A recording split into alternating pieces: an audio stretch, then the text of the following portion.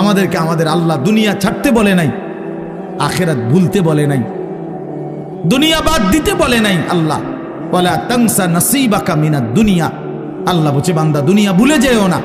আমি বাজার, ব্যবসা, হাট ঘাট, চাকরি, ক্ষেত খামার, স্ত্রী, সন্তান, ঘর পরিবার, ঘুম, আহার, নিদ্রা, আমি কোনোটাই বাদ দিতে বলি নাই বান্দা, ছাড়তে বলি নাই। আমি আল্লাহ তোমাদের জিন্দিগি বানাইছি দুইটা, একটা হলো দুনিয়া আর একটা হলো আখিরাত। দুনিয়া তুমি কর্ম করবা আর আখিরাতের জন্য আমল করবা। দুনিয়া কর্ম, আখিরাত তোমার ধর্ম। দুনিয়ার জন্য করবা কর্ম, আখিরাতের জন্য করবা ধর্ম। তো ধর্ম এবং কর্ম, কর্ম এবং ধর্ম মিলবে, তোমার গন্তব্য জান্নাতি হবে। তাইলে এখন হুজুর একটা আশ্চর্য সুন্দর কথা কইছে যে আল্লাহ বলছে বান্দা দুনিয়া তোমার কর্ম, আখিরাতের জন্য তোমার ধর্ম। কিন্তু আখিরাত লম্বা সময়, দুনিয়া স্বল্প সময়। নবীজি সাল্লাল্লাহু আলাইহি সাল্লাম বলছেন একটা সাগরের মধ্যে যদি কেউ নিজের আঙ্গুল চুবায়, ভিজায়, তো আঙ্গুলের অগ্রভাগে যেটুকু পানি, এটুকুই হলো দুনিয়া, আর সাগরের বাকিটা পানি আখিরাত। তাইলে আখিরাত লম্বা না দুনিয়া লম্বা বলেন? কিন্তু মজার বিষয় হলো লম্বা হলো আখিরাত, স্বল্প হলো দুনিয়া। কিন্তু আল্লাহ তাআলা আমার হায়াত, আমার সময় স্বল্প দুনিয়ার জন্যই দিছেন বেশি, আর অনন্তকালের আখিরাতের জন্য আমল চাইছেন অল্প অল্প। সকাল 6টা বাজে 4 রাকাত ফজরের নামাজ, তাহলে 10 মিনিটের বিষয়। আবার দুপুর 1:30টা বাজে 10 রাকাত জোহরের নামাজ, 20 মিনিটের সময়। তাইলে ধরে নিলাম সকাল 6টার পরে 7টা, 8টা, 9টা, 10টা, 11টা, 12টা, 1টা, প্রায় 7.5 ঘন্টা পরে আবার 20 মিনিট। তাহলে সকালের 10 মিনিট আর দুপুরের 20 মিনিট, এই হলো 30 মিনিট মনে করেন আখিরাতের জন্য, আর 7.5 ঘন্টা আমার দুনিয়ার কর্মের জন্য। তাহলে স্বল্প সময়ের দুনিয়ার জন্য আমারে সুযোগ দিলেন বেশি, অনন্তকালের আখিরাতের জন্য আমলের জন্য চাইলেন আমার কাছে অল্প সময়। এটাও আল্লাহর জন্য আমরা দেব না? এটা ইনসাফ হইল? এটা বিবেকের দাবি হইল ভাইয়া? অতএব আমি অনুরোধ করছি, মেহেরবানি করে আমরা ভাবতে শিখি। আরে এই বাচ্চা লাগাই দিলেন কেন আপনারা, আবার নামাই দিলেন কেন? তাইলে শেষ, আমার কথা শেষ, আর অল্প একটু কথা। তাইলে আমি বলতে চাচ্ছি, আমরা যদি বুদ্ধিমান হইতাম তাইলে দুনিয়া আমাদের সুন্দরী চলে, আখিরাত সাথে নিলে দুনিয়া লস হয় না। আখিরাত সাথে নিলে 5 ওয়াক্ত নামাজ যদি কেউ মজবুত সিদ্ধান্ত নেয়, এটা কঠিন কিছু না। হালাল উপার্জনের কেউ সিদ্ধান্ত নিলে এটা কঠিন কিছু না। চরিত্র হেফাজতের সিদ্ধান্ত নিলে খোদার কসম এটা কিছুই না। আল্লাহ তাআলা হাদিসে কুদসিতে আছে, ওয়াদা দিছে, কেউ যদি আমি আল্লাহর ভয়ে চোখ হেফাজত করে, আমি তার দিলের মধ্যে ইমানের এমন স্বাদ দেব যে নগদ ইমানের মজা সে পাইতে থাকবে। খোদার কসম, এটা হাদিস। মান তারাকাহা মাখাফাতি আবদালতুহু ঈমানান ইয়াজিদু হালাওয়াতাহু ফি কলবি। তাহলে গুনাহ ছেড়ে দিলে, আল্লাহকে মেনে নিলে, আল্লাহর ইবাদত করিলে খুব কঠিন কিছু না, খুব কঠিন কিছু না। এই জন্য প্রিয় ভাই আমার, বাপ আমার, এই শেষ বেলায় আমি এই অনুরোধটাই করতে চাই, আমরা যদি বুঝি আখিরাত আমাদের জিন্দেগি, পরকালের জন্যই আমাদের প্রস্তুতি, আল্লাহর কথা হচ্ছে, কোরআনের কথা হচ্ছে, ওলামায়ে কেরাম নসিহত করতেছেন, এই সময়ও যদি আমার দিল আন্তরিক না হয় তো আর হবে কখন? আর হবে কখন? কোরআনুল কারীমের মধ্যে আছে, আল্লাহ তাআলা বলেন ফাবিআইয়ি হাদিসিন বা'দাহু ইউমিনুন। আল্লাহ তাআলা বলেন, বান্দা এই কোরআনের চাইতে দামি আর কোন কথা বললে তুমি বিশ্বাস করতা? তুমি বলো। আল্লাহ নিজে জানতে চাচ্ছে আমাদের কাছে, ফাবিআইয়ি হাদিস, 23 তুমি বলো। এজন্য কোরআনুল কারীমের প্রতি আন্তরিক হওয়া, আল্লাহর কথার প্রতি সর্বোচ্চ মনোযোগী হওয়া, এটা আল্লাহর আদেশ, কোরআন শরীফের আদেশ এটা। ওয়া ইদা কুরিআল কুরআনু ফাসতামিউ লাহু ওয়া আনসিতু লাআল্লাকুম তুরহামুন। আল্লাহ তাআলা কোরআনে বলছে, যখন কোরআন পড়া হয় তখন তোমরা ফাসতামিউ লাহু, মনোযোগ দিয়ে শোনো, এবং ওয়া আনসিতু, চুপ থাকো। লাআল্লাকুম তুরহামুন, অবশ্যই তোমাদের উপরে রহমত বর্ষিত হবে। তাইলে দোস্ত এটা জরুরি, একজনই শুনুক, আমার কোনো অসুবিধা নাই, কিন্তু মনোযোগ দিয়ে শুনুক। গাফেল কোনোদিন লাভবান হয় না। এ খামখেয়ালি করতেছে, কেন হাসে, কেন কাঁদে। এখন মনে করেন রাত 11টা বাজে, এখন এত রাত্রে বুট খাওয়ার কি যুক্তিকতা? না কথার কথা, ইনসাফ করে বলেন।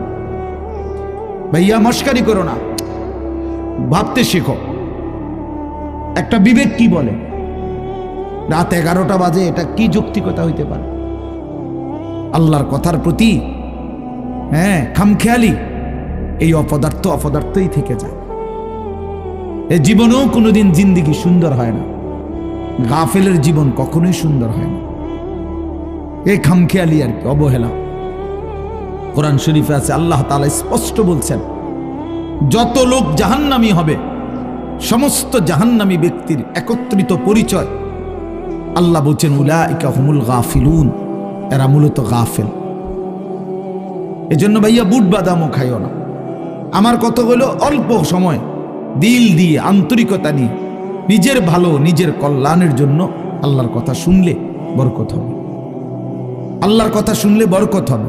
লাআল্লাকুম তুরহামুন, আল্লাহ বলছে মনোযোগ দিলে, চুপ থাকলে আমি আল্লাহ তোমাদের উপরে রহমত বর্ষণ করব, রহমত বর্ষণ করব। কোরআন শরীফে আছে স্পষ্ট, ওমান আযলামু মিম্মান যুক্কিরা বিআয়াতি রাব্বিহি সুম্মা আ'রাযা আনহা। তার চাইতে বড় জালেম, পাপী আর কেউ হইতে পারে না, যার সামনে আল্লাহর কোরআন তিলাওয়াত করা হয় অথচ সে তার থেকে বিমুখ, অমনোযোগী। খোদার কসম, আল্লাহ বলছে সে সবচেয়ে বড় জালেম। ইন্না মিনাল মুজরিমিনা মুনতাকিমুন, আল্লাহ বলেন এমন পাপী, এমন নাফরমান থেকে আমি নিজে প্রতিশোধ নেব, প্রতিশোধ নেব। তার মানে জীবনভর আল্লাহ তাআলা এটা ওয়াদা দিয়ে রাখছে, আমার কথার প্রতি অবজ্ঞা করলা, তোমার প্রতিশোধ আমি নেব, তোমার বরবাদি তুমি দেখবা নিশ্চয়। এই জন্য আমরা আন্তরিক হওয়া চাই আল্লাহর কথার প্রতি। কোরআনুল কারীমের মধ্যে আছে, তাকশাইরু মিনহু জুলুদুল্লাযীনা ইয়াখশাউনা রাব্বাহুম।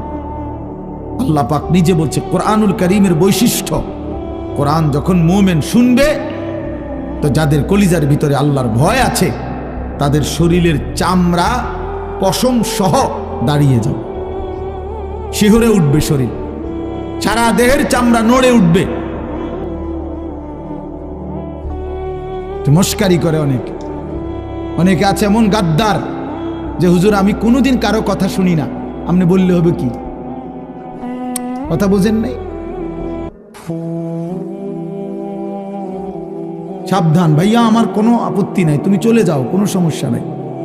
গাফেলকে বলে কোনো দরকারই নাই আমার, কিন্তু আল্লাহর কথার প্রতি মনোযোগী হইতে হবে।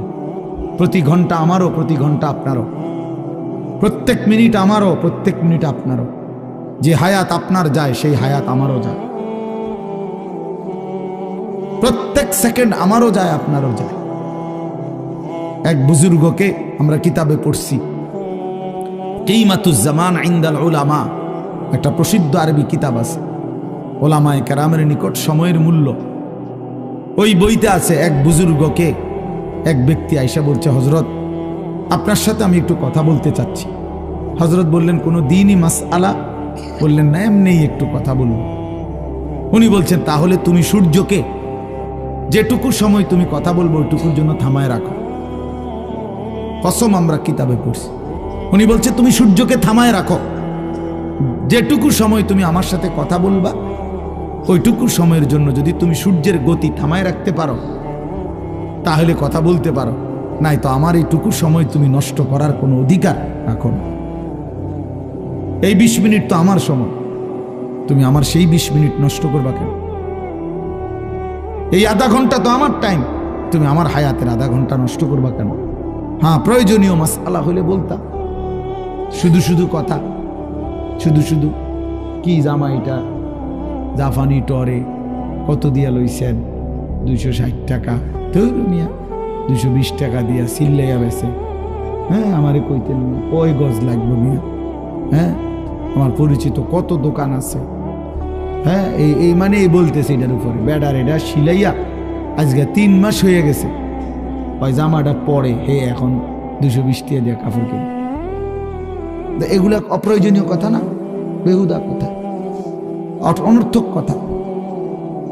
এই জন্য দোস্ত ভাইয়া, জিন্দিগি এত গাফিল হইতে নাই, সারাক্ষণই খামখেয়ালি, হাসি মজাক ঠাট্টা, এত মাতাল, এত পাগল, এত প্রতিবন্ধী। তুমি প্রতিবন্ধীর দিকে তাকায় দেখো, পাগলের দিকে মাতালের দিকে তাকায় দেখো, সে তো সারাক্ষণ অ্যাবনর্মাল। কিন্তু ইমানদার মোমেন সুস্থ মানুষ, তার জিন্দিগির হিসাব থাকে, পরিকল্পনা থাকে। আমি হাসবো কেন, কাঁদবো কেন, আমি হাঁটবো কেন, বসবো কেন, আমি ঘুমাবো কতক্ষণ, আমি জাগবো কতক্ষণ। আমার যদি জিন্দিগির কোনো হিসাব কিতাব না থাকে, এ তো অসুস্থ, এ তো পাগল মাতাল ভাইয়া। জিন্দিগি যার কোনো লক্ষ্য উদ্দেশ্য নাই, টার্গেট নাই, গন্তব্য নাই, কোত্থেকে আসলাম, কেন আসলাম, কে আমারে বানাইলেন, কেন বানাইলেন, আহা, এটা কি কোনো জিন্দিগি ভাইয়া? বলো ছেলেরা, রাতের বাজে 3টা তুমি ঘুমাও না, দিনের বাজে 10টা তুমি ওঠো না, এটা কি জিন্দিগি? রাত 3টা বাজে গেছে তুমি ঘুমাচ্ছ না কেন? সকাল 10টা বাজে গেছে তুমি উঠছো না কেন? তোমার ঘুমেরও কোনো সিস্টেম নাই, উঠারও কোনো সিস্টেম নাই, সারা রাত। আমার কথা, প্রথম কথা এটা প্রত্যেকেই বোঝা উচিত, আমি মুসলমান, আমার একজন আল্লাহ আছেন, আমার শ্রেষ্ঠ রসুল আছেন, আমার একটা কিতাব কোরআন আছে, আমার একটা ধর্ম ইসলাম আছে। 4টি সর্বশ্রেষ্ঠ নিয়ামত আমার আছে। আল্লাহ আমার রব, মুহাম্মদ সাল্লাল্লাহু আলাইহি সাল্লাম আমার রসুল, কোরআন আমার কিতাব, ইসলাম আমার ধর্ম। এই 4টি সর্বশ্রেষ্ঠ নিয়ামত থাকার পর আমি পথহারা হব কেন? তুমি চরিত্রহীন হবা কেন? তুমি দুশ্চরিত্র হবা কেন ভাইয়া? কিসের অভাবে নষ্ট হয়ে গেল? কিসের অভাবে? খোদার 365 দিনের 1 বছরে তোমরা যেই ছেলে কোনোদিন ফজরের নামাজ পড়লা না, প্রিয় ভাই ইনসাফের সাথে বলো, এটা মুসলমান? মুসলমানের বাচ্চা তো নিকৃষ্ট হয়। তুমি কোনো মায়ের ঘরেও জন্ম নিছো, মুসলমানের ঘরে? 365 দিনে খোদার 1 বছর কোনোদিন মনে পড়লো না ফজরের নামাজের কথা? মুসলমান এত বড় গাদ্দার হয়? মুসলমানের বাচ্চা এত বড় নাফরমান হয়? আফসোসের বিষয়। ওই মা যে 2 বছর দুধ পান করাইলেন, এই জন্যই। মা যে 9টা মাস পেটে ধারণ করলেন, এই জন্যই।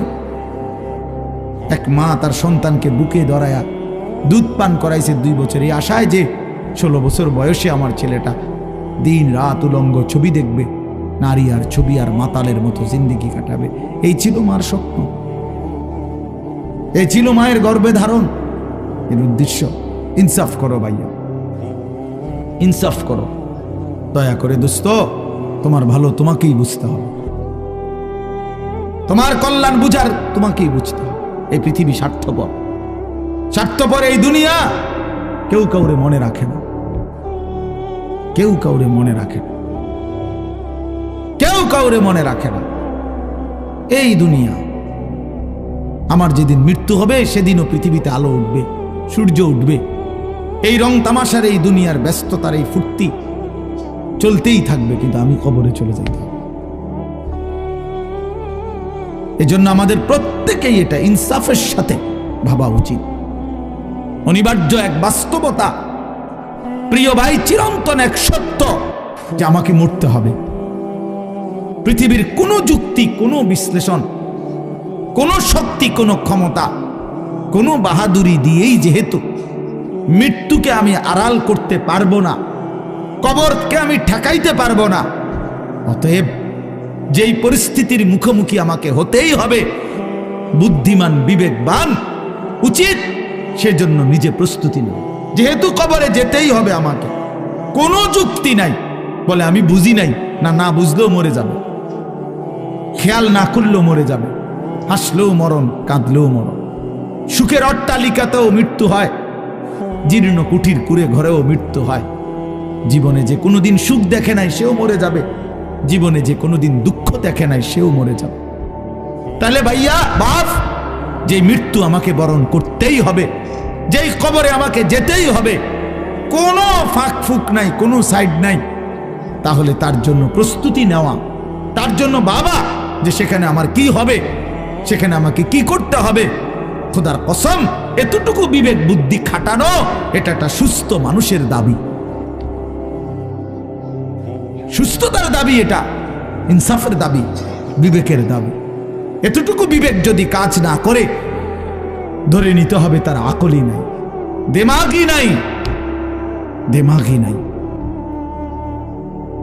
এজন্য কুরআনুল কারীমে আল্লাহ তাআলা বলেছে, নাফরমানের দিল আছে কিন্তু কিছুই বোঝে না, নাফরমানের কান আছে শোনে না, চোখ আছে দেখে না। এজন্য আল্লাহ তাআলা বলছেন, উলাইকা কাল আনআম, নাফরমান এক ধরনের জানোয়ার। প্রত্যেক পাপী হলো এক ধরনের জানোয়ার, নাফরমান জানোয়ার বেটা। আনআম চতুষ্পদ জন্তু, কারণ যার বিবেক কোনো কাজ করে না, বানানেওয়ালাকে চিনে না, সে চিনল কি? সৃষ্টিকর্তাকেই যে বোঝে না, খোদার কসম সে কিছুই বোঝে না, কিছুই বোঝে না। যার আল্লাহ নাই তার কিছুই নাই। আল্লাহকে হারিয়ে সব পেলেও কিছু পায় হয় না, আল্লাহকে পেয়ে সব হারালেও কিছুই হারায় না। জুতু মেরা তু সব মেরা। আমি এই জন্য অনুরোধ করছি, আলহামদুলিল্লাহ যথেষ্ট বয়ান হয়েছে। আমরা রাত গভীরে ইনসাফের সাথে এই যে কয়জন আমরা বসছি, প্রত্যেকের কাছে আমার কথা এটা আমরা ভাবা উচিত। ইস্তাফতি কালবাক, নবী সাল্লাল্লাহু আলাইহি ওয়াসাল্লাম বলছেন, তোমার দিলকে প্রশ্ন করো, তোমার বিবেককে জিজ্ঞেস করো। এমনটাই হওয়া উচিত মুসলমান। তোমার বিবেক কি বলে? একটা ছেলে বেনামাজি, তুমি আইসা দাঁড়াইয়া বলো, ভাইয়া একটা মিনিট তুমি মাইক ধরে বলো, মুসলমান এমনই হওয়া উচিত। তুমি দোস্ত তোমার ধর্মের ব্যাপারে একটা লাইন বলো, তুমি বলো তোমার ধর্মের ব্যাপারে তুমি এক লাইন বলো। তোমার রাসূলকে এভাবে প্রত্যাখ্যান করা উচিত। কোনদিন তোমার চুল নবী সাহাবী আউলিয়াদের মতো হবে না, কোনদিন তোমার জামা পোশাক নবী সাহাবী আউলিয়াদের মতো হবে না, কোনদিন তোমার চলাফেরা সাজগোজ নবী সাহাবী আউলিয়াদের মতো হবে না কোনদিন। তাহলে কি যোগ্যতায়, কি কারণে আমরা মুসলমান? যাদের কপালে সেজদা নাই, তুমি কিভাবে মুসলমান? যার লেবাসে পোশাকে ইসলামের কোনো চিহ্ন নাই, তুমি কোন যুক্তিতে মুসলমান ভাইয়া? কোন যুক্তিতে মুসলমান? আল্লাহ নবী সাল্লাল্লাহু আলাইহি ওয়াসাল্লাম বলছেন, ফারকু মা বাইনানা ওয়া বাইনাল কুফরি আস-সালাহ। আমাদের মাঝে আর কাফেরের মাঝে পার্থক্য নামাজ। নামাজ মুমিন আর কাফেরের পার্থক্য করে। এটা কি মুসলমান না বেঈমান? এটার প্রমাণের চিহ্ন খোদার কসম ভোটার আইডি কার্ড না, জন্ম নিবন্ধন সনদ নয়, সেজদা। সেজদা এই কপাল দুনিয়ার কোনো কাজে ব্যবহার হয় না, পৃথিবীর কোনো উপার্জনের জন্য কপাল লাগে না। চাকরি, ব্যবসা, ক্ষেত খামার, অটো, সিএনজি, ফসল, দেশ বিদেশ, ভাইয়া ইনসাফের সাথে ভাইবা দেখো, বাবারাও ভেবে দেখেন, এই কপাল কোনো উপার্জনের কাজে ব্যবহার হয় না। উপার্জনের কাজে হাত ব্যবহার হয়, পাও ব্যবহার হয়, মেধা ব্যবহার হয়, যোগ্যতা ব্যবহার হয়। কপাল কোনো কামাই রোজগারের জন্য ব্যবহার হয় না। কপাল রব্বে করিম বানাইছেন শুধু সেজদার জন্য, শুধু সেজদার জন্য, শুধু সেজদার জন্য, শুধু সেজদার জন্য। এই জন্য যে কপালে সেজদা নাই ওইটা মানুষের বাচ্চা না, যে কপালে সেজদা নাই ওটা মুসলমানের বাচ্চা না, ওটা মানুষের বাচ্চা না। যে জিন্দিগি সেজদা বিহীন জিন্দিগি, ওইটা জন্তু জানোয়ারের জিন্দিগি। কোরআন শরীফে আছে, কোরআন শরীফ স্পষ্ট আছে, সূরা আরাফের মধ্যে আছে। আল্লাহ বলছেন, ওয়াত্তাবা হাওয়াহু ফামাসালুহু কামাসালিল কালব। প্রিয় বন্ধু শুনো মিয়া, আল্লাহ বলছে মনের ইচ্ছা মতো যে চলে, মনের চাহিদার যে অনুসরণ করে। কেন নামাজ পড়ো না? তোমার মন চাইছে দেখে পড়ো না। কেন সারা রাত নারী দেখলা, ছবি দেখলা, সারাদিন তোমার মন চাইছে দেখলা? কেন তুমি পেশাব পায়খানার পরে ঢিলা কুলুক টয়লেট পেপার পাক পবিত্র ঠিক মতো হও না? কেন? তোমার মন চাইছে দেখে। কেন তোমার জবানে একবারও তোমার মালিকের নাম উচ্চারণ হয় না? তোমার মন চাইছে এই জন্য। তুমি যা ইচ্ছা তাই করতেছ, কেউ তোমারে বাধা দিচ্ছে না। আল্লাহর কসম, আল্লাহ কোরআনে বলছে, এই যে মনের ইচ্ছা মতো যে চলে, ওয়াত্তাবা হাওয়াহু, যে তার মনের চাহিদার অনুসরণ করে, ফামাসালুহু কামাসালিল কালব, আল্লাহ বলে তার উদাহরণ হলো, তার দৃষ্টান্ত হলো কুত্তার মতো, কুত্তার মতো, কুত্তার মতো, কুত্তার মতো, কুত্তার মতো। এটা ওই জিন্দেগি কুত্তার জিন্দেগি, ওই জিন্দেগি কুত্তার জিন্দেগি, যে জিন্দেগিতে তার মালিকের গোলামি নাই। জন্য মনে রাখো, যাদের কপালে ছেলেরা সেজদা নাই, তোর জিন্দেগি কুত্তার জিন্দেগি, মনে রাখিস। আমার নাম মনে রাখিস, আমি বলছি, আমার নাম আনিসুর রহমান, আমার নাম মনে রেখো। ওই জীবন কুত্তার জীবন, যে জীবনে সেজদা নাই। ওই জিন্দেগি জানোয়ারের জীবন, যে জীবনে মালিকের গোলামি নাই, আল্লাহর নাফরমানি চেয়েছি। কেন সেজদা দিবা না? তুমি মানুষ না? তুমি জানোয়ার? তুমি কুকুর? তুমি বিড়াল? তুমি শূকর? তুমি সেজদা দিবা না কেন? তুমি এক পবিত্র মায়ের ঘরে জন্ম নিছ, তুমি এক ইমানদারের সন্তান, তুমি কেন সেজদা দিবা না? বলুন বাপ, আপনারা যারা বাবা আছেন, আপনাদের কাছে আপনারা বুঝাপড়া করেন। মুসলমান যদি হয়ে থাকেন, বুঝাপড়া করেন নিজের ছেলের ব্যাপারে। আরে ছেলের বিদেশ পরে বেটা, ছেলের দুনিয়া পরে, ছেলের ঘর বাড়ি বিল্ডিং সোফা ফার্নিচার পরে। মিয়া, আগে ছেলের সাথে বোঝাপড়া করেন। তুই যদি মুসলমানের বাচ্চা হয়ে থাকস, কেন ফজরের নামাজ পড়বি না? আমি যদি তোর বাপ হয়ে থাকি, তুই যদি আমার সন্তান হও, তাহলে ইমানদারের সন্তান কেমনে বেনামাজি হয়? ইমানদারের মেয়ে কেমনে বেপর্দা হয়? ইমানদারের স্ত্রী কেমনে বেপর্দা হয়? ইমানদারের সন্তান কেন 24 ঘন্টা আল্লাহর নাফরমানি করবে? আপনি তারে আল্লাহ চিনাইতে পারলেন না, জীবনে কি চিনাইলেন? আপনি তাকে বানানে ওয়ালা চিনাইতে পারলেন না। আহা বন্ধু, করলেনটা কি? আহারে বাপ, কি করলেন আপনি? কার জন্য সোফা বানাইলেন? কার জন্য খাট বানাইলেন? আপনার বানানো খাটে আপনার অসভ্য সন্তান সারা রাত উলঙ্গ ছবি দেখে। আপনার বানানো সোফাতে বসে আপনার স্ত্রী ছেলে মেয়ে রঙিন সিনেমায় নর্তকীর নাচ দেখে টেলিভিশনে বসে বসে। সফলতা এটা? এটা সফলতা? এটা কামিয়াবি আপনার? এটা কামিয়াবি? তো কি বুঝাইতে চাইলেন? এর দুর্বিবেক নাই বাবার? এতটুকু বিবেক হবে না?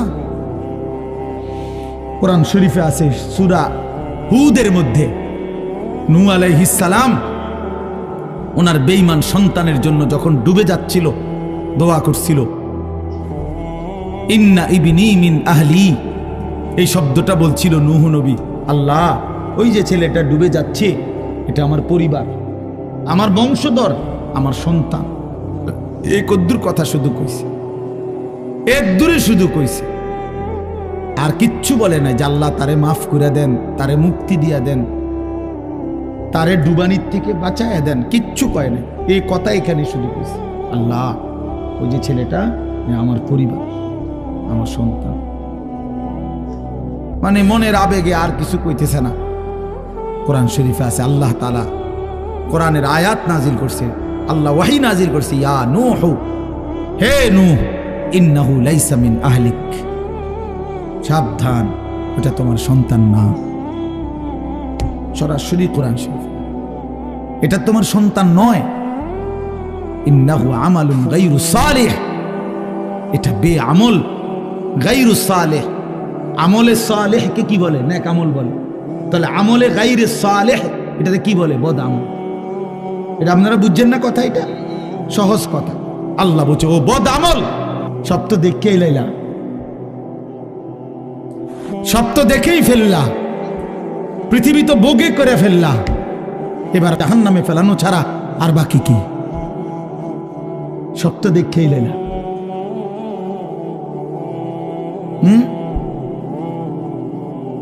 হালাল স্ত্রীর ভালোবাসা তো আর মিলবে না, পবিত্র স্ত্রী তো আর মিলবে না।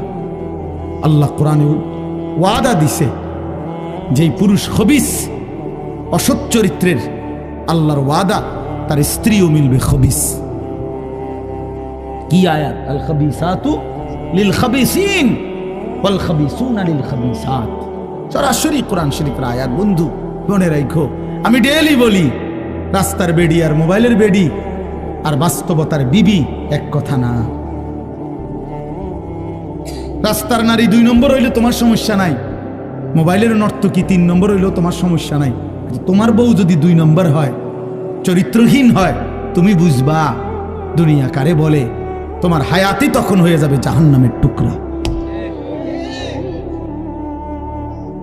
এজন্য প্রিয় সন্তান মনে রাখো, এত অল্প বয়সে এত নষ্ট হইও না, এত কম বয়সে এত চরিত্রহীন হইও না,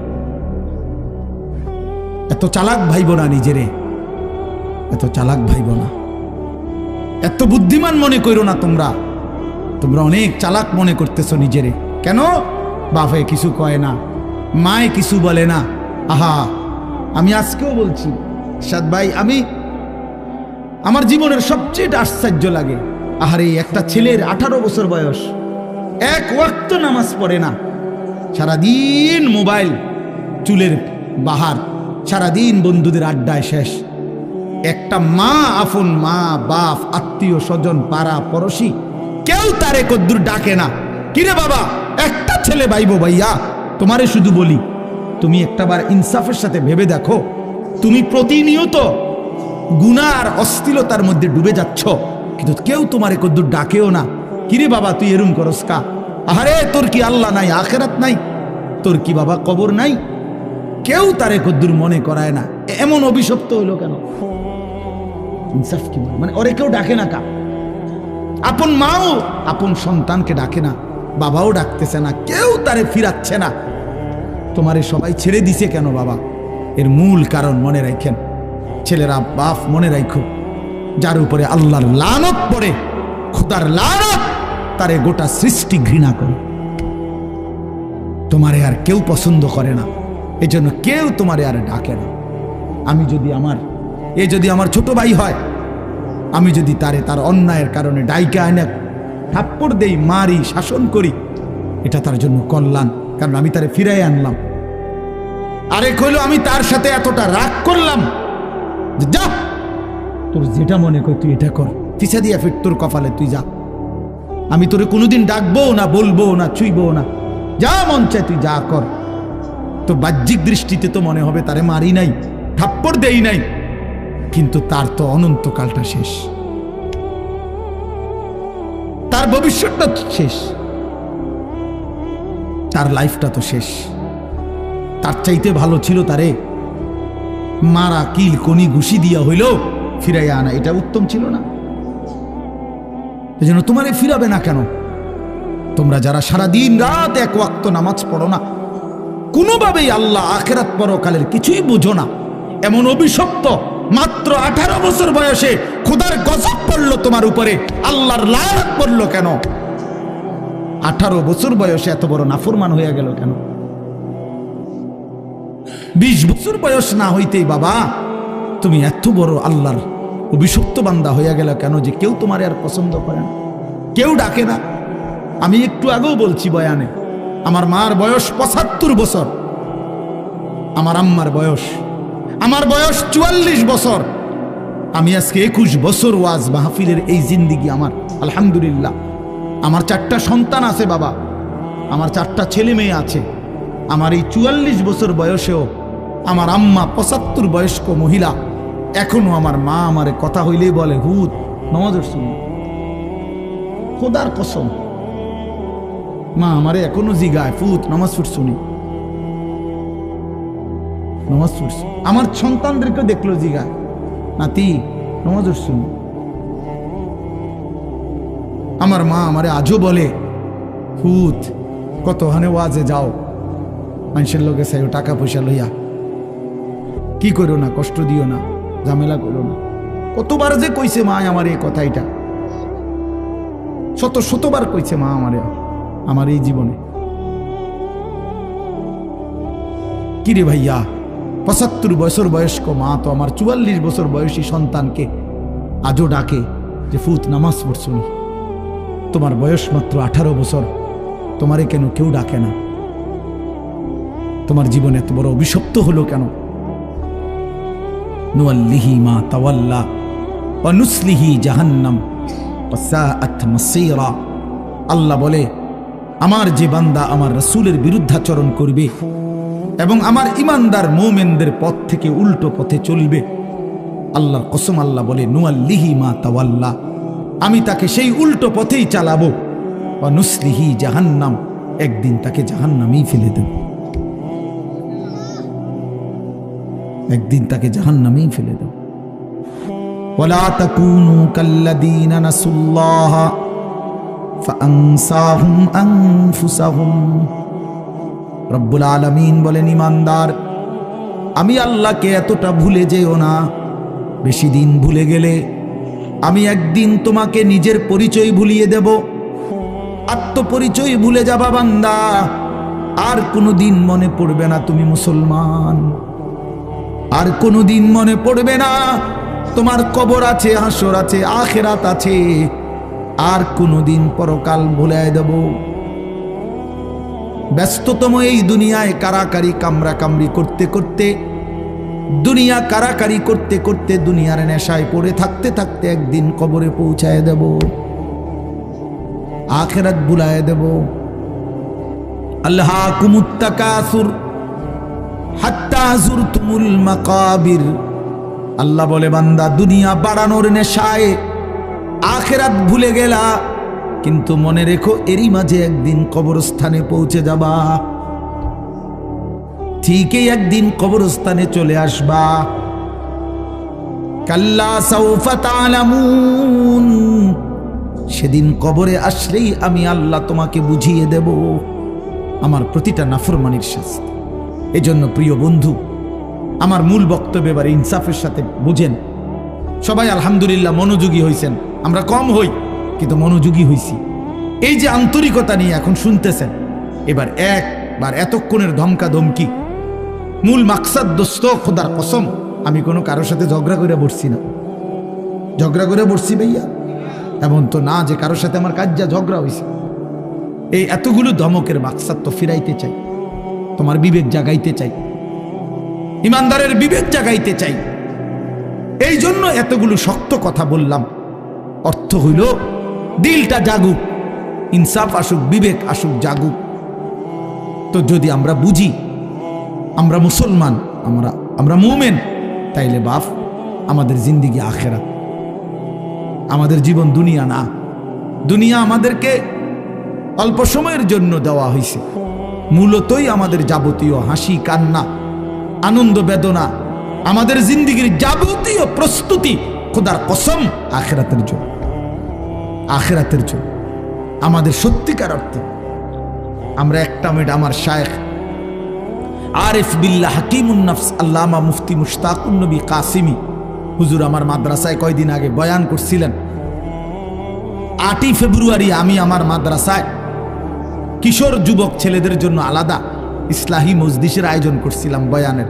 16 বছর থেকে 30 বছর বয়সী, শুধু এই বয়সী ছেলেদের জন্য প্রায় 600 ছেলে উপস্থিত হয়েছিল। তখন হজরত বলছিলেন ওইখানে বয়ানে যে, ভাইয়া আমাদের জিন্দিগি দুইটা, আমাদেরকে আমাদের আল্লাহ দুনিয়া ছাড়তে বলে নাই, আখিরাত ভুলতে বলে নাই, দুনিয়া বাদ দিতে বলে নাই। আল্লাহ ওয়ালা তানসা নাসীবাকা মিনাদ দুনিয়া, আল্লাহ বলছে বান্দা দুনিয়া ভুলে যেও না।